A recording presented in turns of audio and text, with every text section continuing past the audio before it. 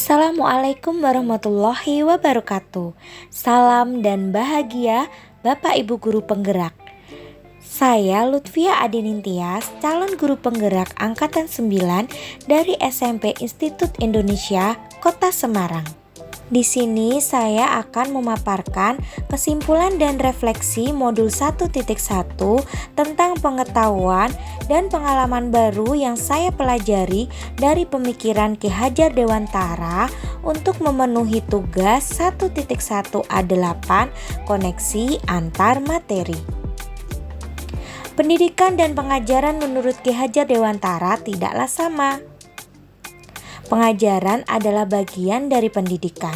Pengajaran merupakan proses pendidikan dalam memberi ilmu atau berfaedah untuk kecakapan hidup anak secara lahir dan batin.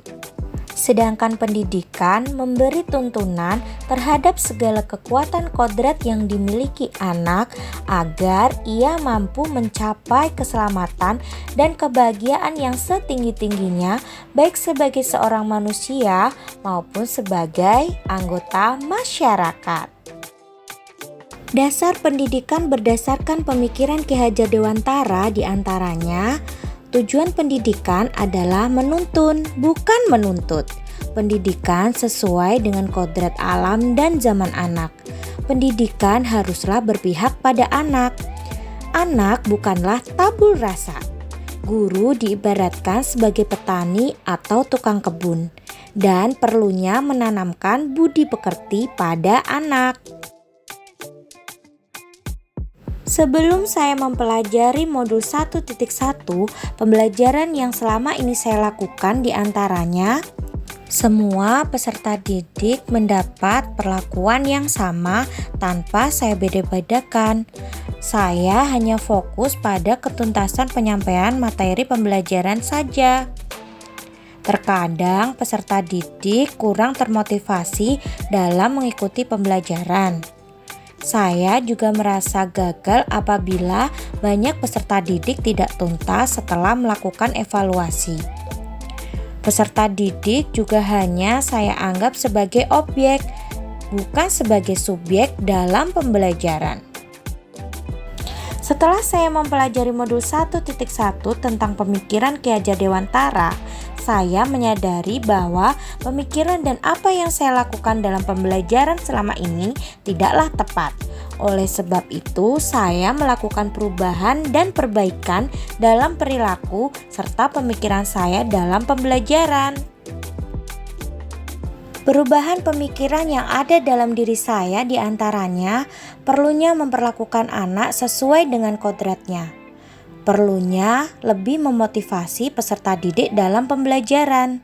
Saya juga menyadari bahwa ketercapaian setiap peserta didik itu berbeda. Kita sebagai guru harus tulus ikhlas dan penuh kesabaran.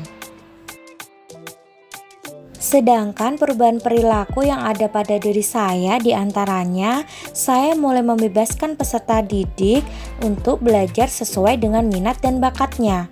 Saya juga menerapkan strategi dan model pembelajaran yang menarik, kolaboratif, dan bervariasi.